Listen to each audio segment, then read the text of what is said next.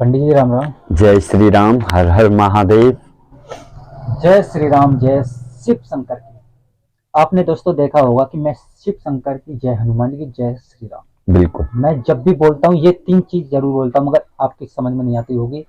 तो मैं आज बताने वाला हूँ कि क्योंकि मैं शिव जी के बारे में भी चर्चा करता हूँ और राम जी की भी चर्चा करता हूँ और हनुमान जी की भी चर्चा करता हूँ। ठीक है। राम जी के भक्त हैं हनुमान जी और शिव जी के रुद्र रूप हैं हनुमान जी। हनुमान जी का हूँ मैं भक्त। हनुमान जी करता हूँ छोटी मोटी पूजा, क्योंकि छोटा सा सेवा, जो कि जो रामेश्वर में शिवलिंग की स्थापना, मतलब शिव जी की शिवलिंग की स्थापना की थी राम जी ने।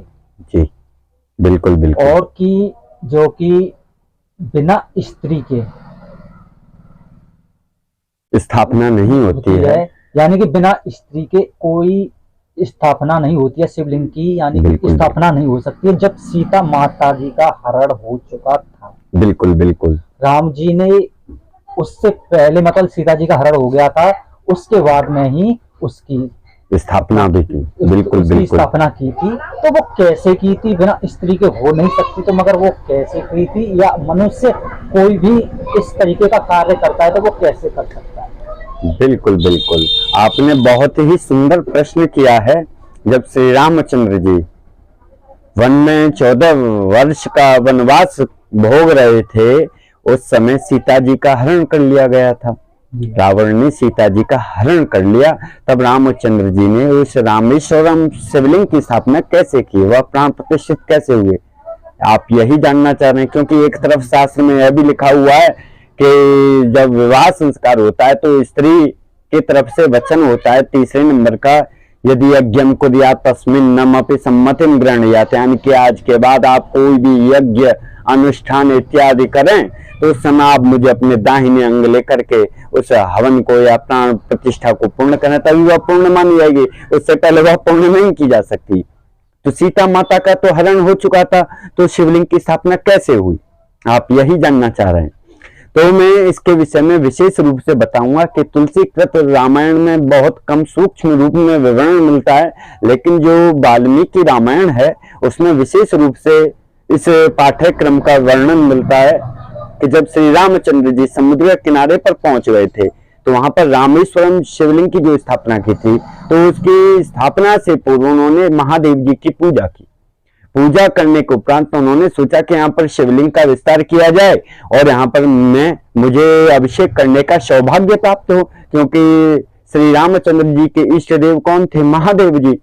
महादेव जी जब उनके इष्ट देव थे तो महादेव जी ने स्वयं प्रकट होकर राम जी को बतलाया कि हे वत्स, जो ब्राह्मण बहुत ही बड़ा बलशाली हो, ज्ञानवान हो, संपूर्ण संसार में उसके ज्ञान के बराबर कोई भी मनुष्य न हो और जिसने कहीं भी भोजन न किया हो, ऐसे ब्राह्मण ही केवल इस शिवलिंग की स्थापना करा सकता है जो मेरा सबसे बड़ा भक्त हो। राम जी को ऐसा बतला करके महादेव जी गए थे।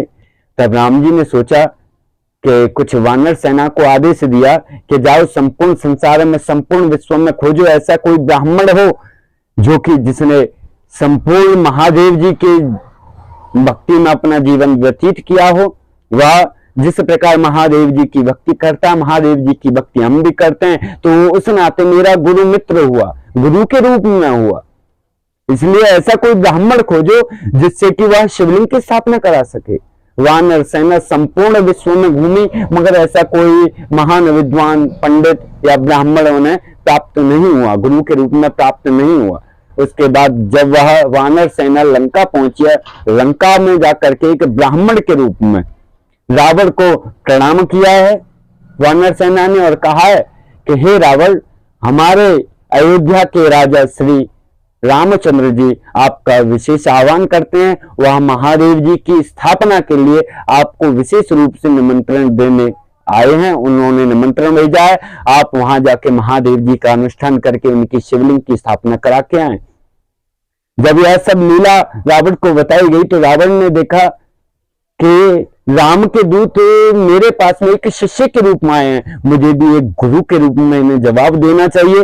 तब रावण ने कहा कि ठीक है, मान लिया कि वह महादेव जी की भक्ति के लिए मुझे वहां वितरित कराना चाहते हैं, वहां पर बुलाना चाहते हैं कि मैं उनकी स्थापना कर सकूं, लेकिन इस समय रावण के पास में उनकी स्त्री नहीं है, तो वह स्त्री की बिना कैसे वो करेंगे। तो जब रावण ने अपने सैनिकों को आदेश दिया था कि वह अशोक वाटिका से सीता जी को लेकर वह स्वयं अपने साथ चलें और वहां पर जाकर राम जी के दाहिने अंग बिठाल कर तब महादेव जी की स्थापना कराएं, क्योंकि विश्व में एक रावण ही ऐसा बुद्धिमान व्यक्ति था जो कि महादेव जी की शिवलिंग की स्थापना करा सकता था।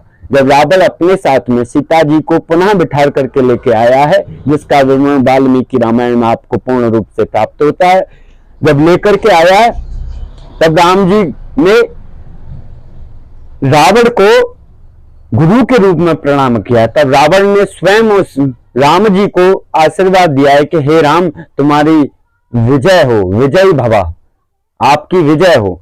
जब वहां पर सीता जी को उनके दाहिने अंग बिठाल करके प्राण प्रतिष्ठित कराए, तब रावण जी को एक गुरु के रूप में राम जी ने प्रणाम किया। तब रावण ने आशीर्वाद के रूप में उन्हें विजयी भवा बोला कि हे राम, तुम्हारी सदा विजय हो, आप कभी हारो नहीं, कहीं भी नहीं हारो। यह वरदान श्री रामचंद्र जी ने रावण से पहले ही रामेश्वरम शिवलिंग की स्थापना के बाद में प्राप्त कर लिया था। इसी कारण राम जी की इस लंका और अयोध्या की लड़ाई में राम जी की विजय हुई थी। यही कारण, तो इसी कारण शिवलिंग की स्थापना कराई गई और इसी वजह से शिवलिंग की स्थापना हुई थी। ना कि बगैर धर्म पत्नी के कोई भी प्राण प्रतिष्ठा भी नहीं की जा सकती है, लेकिन रावण ने अपने दिमाग को चलाकर जिस सीता का मैं हरण करके लाया हूं, उस स्त्री जैसा पवित्र संसार में कोई नहीं है, उसी स्त्री को उनके दाहिने में बिठाल करके कोई भी धर्म यज्ञ करा सकते हैं। इसलिए सीता जी को वहां बिठाल दिया गया था। इसका पूर्ण रूप से वर्णन वाल्मीकि रामायण में आप प्राप्त कर सकते हैं, पढ़ सकते हैं। देखिए, हमारे आचार्य जी ने जो बताया वो अपनी तरफ से बताया।